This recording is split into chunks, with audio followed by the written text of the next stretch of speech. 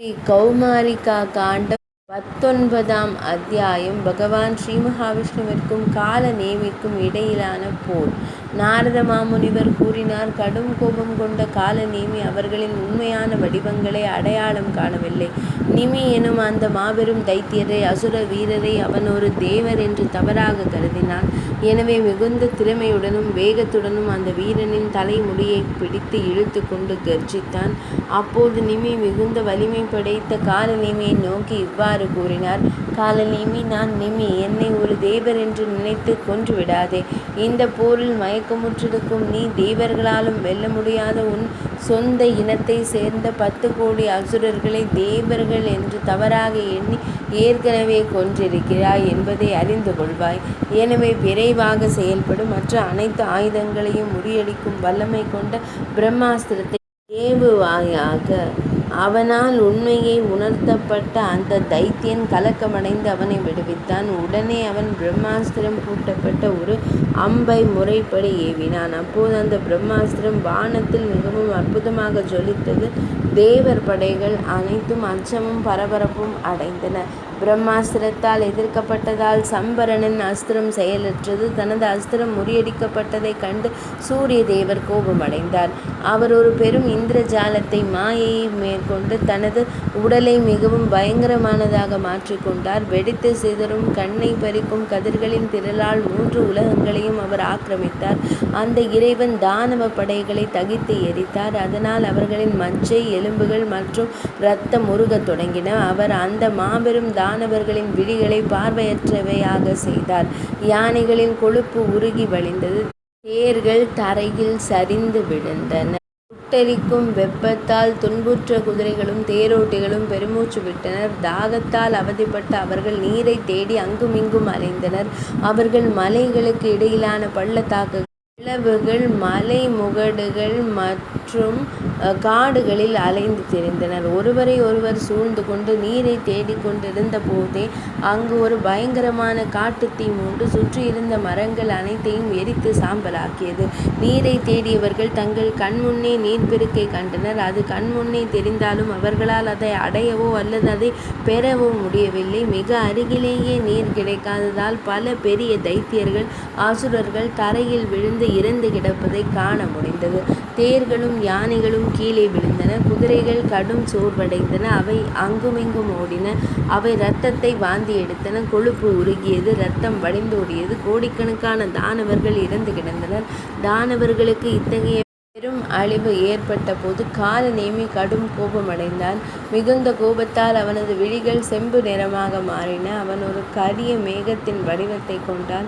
அவனது 100கணக்கான பளபளப்பான தலைமுடிகள் மின்னல் கீற்றுகளைப் போல திகழ்ந்தன. அவன் தன் கரங்களை தட்டி தட்டி எழுப்பிய கம்பீரமான ஒலி இடி முழக்கத்தைப் போல இருந்தது. அது பிரபஞ்சத்தில் உள்ள உயிரினங்களின் இதயங்களை நடுங்கச் செய்தது. வானம் முழுவதையும் மறைத்து அவன் சூரியனின் ஒளியை முற்றிலுமாக மங்கச் செய்தான். அவன் பெரும் தானவர் படையில் மீது குளிர்ந்த நீரை பொழிந்தான். அந்த நீர் பொழிவை பெற்ற தைத்தியர்கள் படிப்படியாக கனிவும் புத்துணர்ச்சியும் பெற்றனர்.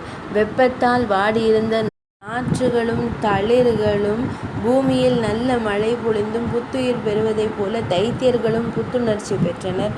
அதன் பின்னர் வெல்ல முடியாத பெரும் அசுரனான காலநேமி மேக வடிவில் தேவர்கள் மீது பயங்கரமான ஆயுத மழையை பொழிந்தான். அந்த தாக்குதலால் பாதிக்கப்பட்ட தேவர்கள் குளிரால் அவதிப்படும் பசுக்களைப் போல தப்பிப்பதற்கான வழியேதும் தெரியாமல் திகைத்தனர். மிகுந்த அச்சத்துடன் அவர்கள் யானைகள், குதிரைகள் மற்றும் தேர்களுக்கு இடையே ஒருவரை ஒருவர் அண்டி பாதுகாப்பை தேடினர். பல்வேறு இடங்களில் அவர்கள் மறைந்து கொண்டனர். அவர்கள் தங்களை மறைத்து கொள்ள முயன்ற போதே காலநேமியால் கொல்லப்பட்டனர். ஆயுதங்களால் தாக்கப்பட்ட தேவர்களின் உடல் உறுப்புகளின் இணைப்புகள் முறிந்து அவர்கள் கீழே விழுவதை காண முடிந்தது. அவர்களின் தலைகள் பிளக்கப்பட்டும் சிதறியும் போயின. தொடைகளும் முழங்கால்களும் முறிந்தன. தேரின் சக்கரங்கள் தலைகீழாக கவிழ்ந்தன. உறுதியான கொடிக்கம்பங்கள் கீழே விழுந்தன. ஆயிரக்கணக்கான குதிரைகளும் பல்லாயிரக்கணக்கான யானைகளும் கொல்லப்பட்டன. சிந்திய இரத்தத்தின் பயங்கரமான பெருக்கினால் அப்பகுதி முழுவதும் கடந்து செல்ல முடியாதவாறு மாறியது. இவ்வாறு அந்த போரின் போது அளப்பரிய வலிமை கொண்ட மாபெரும் தைத்தியனான காலநேமி மிக குறுகிய காலத்திற்குள் 1,00,000 கந்தர்வர்கள், 5,00,000 யக்ஷர்கள், 5,00,000 கின்னரர்கள் மற்றும் 7,00,000 முன்னணி பிசாசுகளை கொன்றான். மற்ற அசுர இனங்களின் எண்ணிக்கைக்கு அளவே இல்லை. மிகுந்த ஆணவமும் கோபமும் கொண்ட காலநேமி அச்சமின்றி அவர்களில் பல கோடிக்கணக்கானோரை அழித்தான். தேவர்களுக்கு ஏற்பட்ட அந்த பயங்கரமான அழிவின் போது வீரமிக்க அஸ்வினி குமாரர்கள் மிகுந்த சினம் கொண்டனர். அவர்கள் தங்கள் பலவிதமான ஆயுதங்கள் மற்றும் பல்வேறு வடிவங்களிலான கவசங்களுடன் ஒளிவீசி திகழ்ந்தனர்.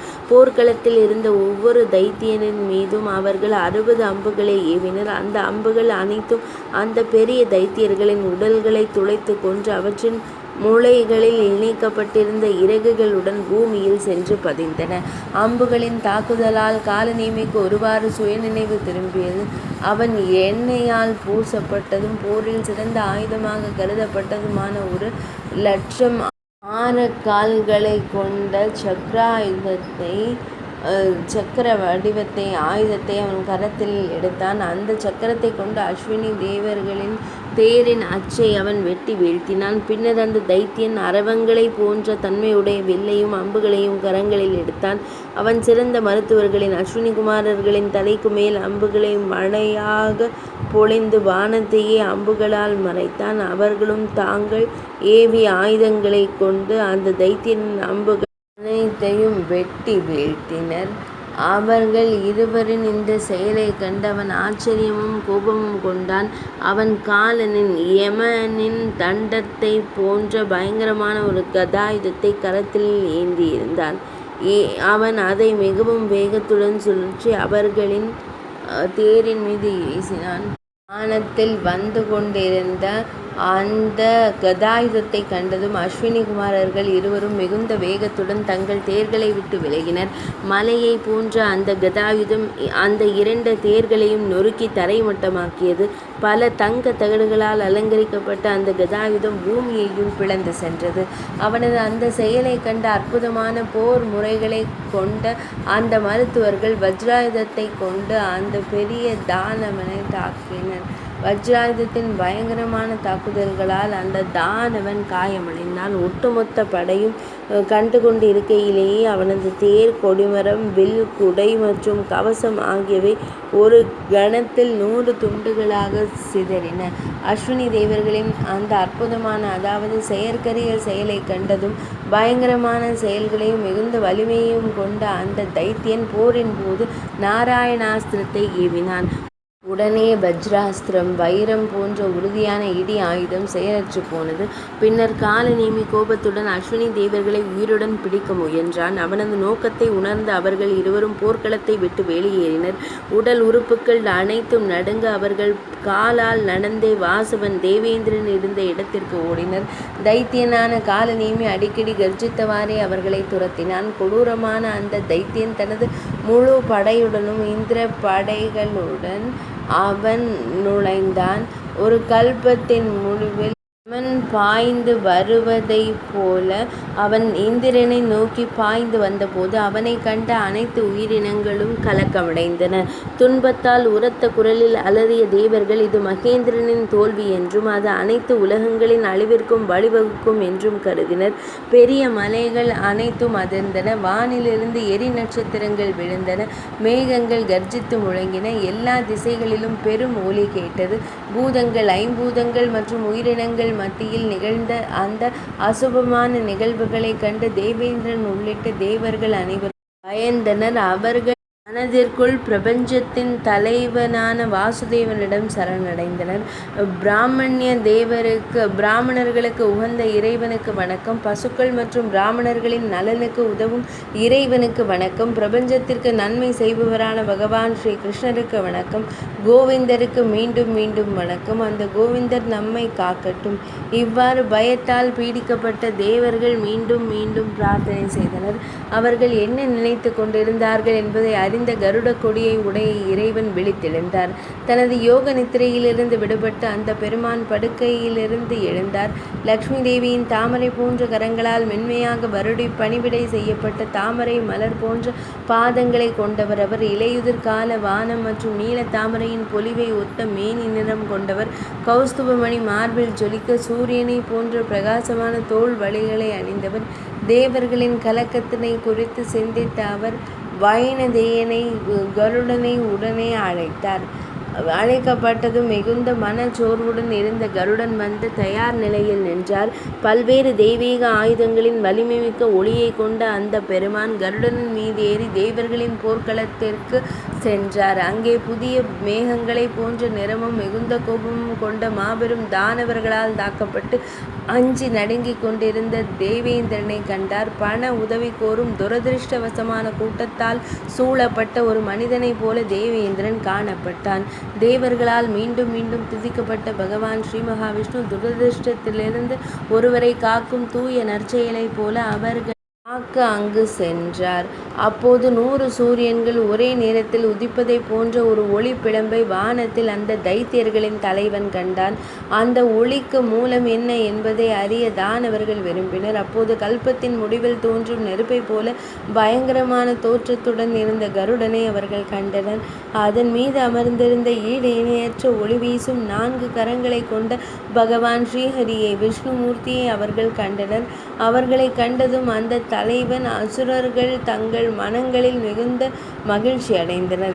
இவரே அந்த பகவான் கேசவர், எதிரிகளை அழிப்பவர் மற்றும் அனைவருக்கும் அடைக்கலம் அளிப்பவர். இவரை தோற்கடித்தால் தேவர்கள் அனைவரும் தோற்கடிக்கப்பட்டதாகவே அர்த்தம். இதில் எந்த ஐயமும் இல்லை.